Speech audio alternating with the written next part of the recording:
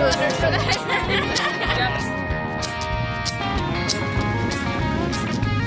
had some incredible adventures before, but this is awesome. Good job, dude.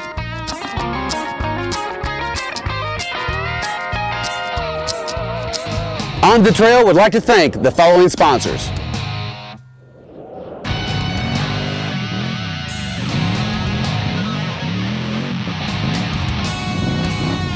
Shouldn't be allowed to have this much time getting dirty.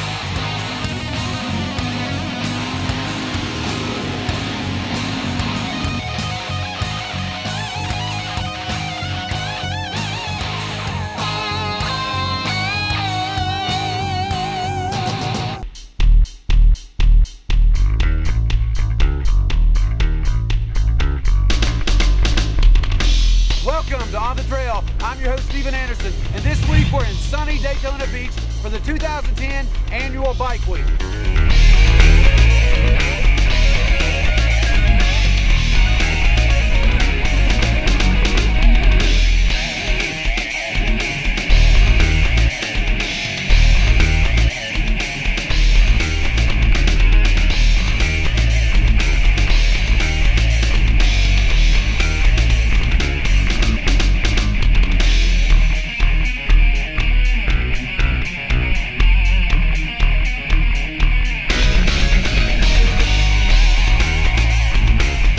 Until I drove through the tunnel leading us to the Daytona International Speedway's infield, it really hadn't hit me just how big an event this really is. I was excited about catching up with an old college buddy of mine, Tim Coombs.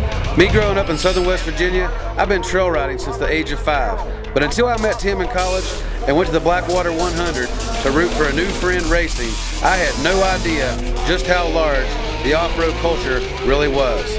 I was instantly hooked.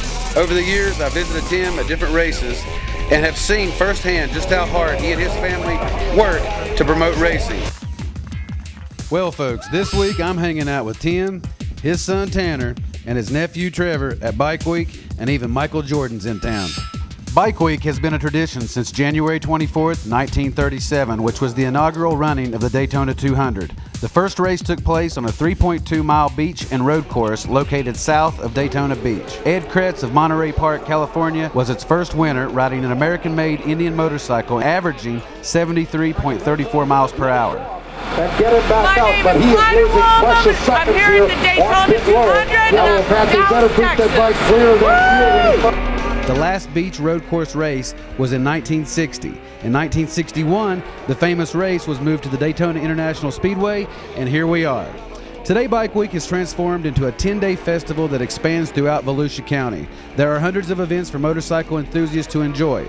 Bike Week now welcomes hundreds of thousands of visitors annually and is enjoyed by locals and motorcycle enthusiasts worldwide. seconds back in that third place position. We'll see if he can cut it.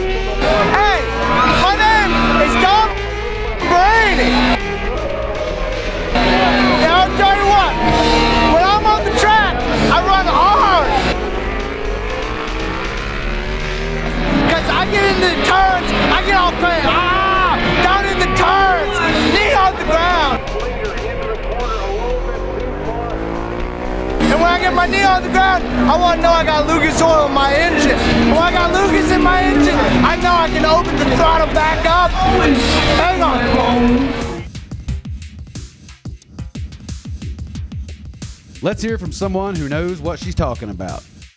GNCC Racing is the Grand National Cross Country Series. My father and my mother started it back in the 70s. My dad went to see a movie on any Sunday, and he was so moved by the motorcycle action that he went out the very next day and got his own bike, started racing. He found a sleepy little town in Davis, West Virginia, and put on his first off-road race. It was the Blackwater 100. It became very legendary. We had that race for about 19 years. It morphed into the GNCC series, and we raced 13 times a year throughout the country.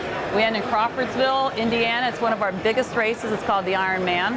And we average about 1,400 riders a weekend for that series. We race ATVs on Saturday, and that includes utility ATVs and side-by-sides now. We race motorcycles on Sunday. We're televised on the Versus Network, both ATV and bike shows, and we have a lot of fun. It's a family atmosphere. Get lots of fans come and they get out in the woods and they become part of the action. We have ATV motocross, we have pro motocross for bikes, we race women, we have the WMX series, and we're just here supporting our riders and our sponsors.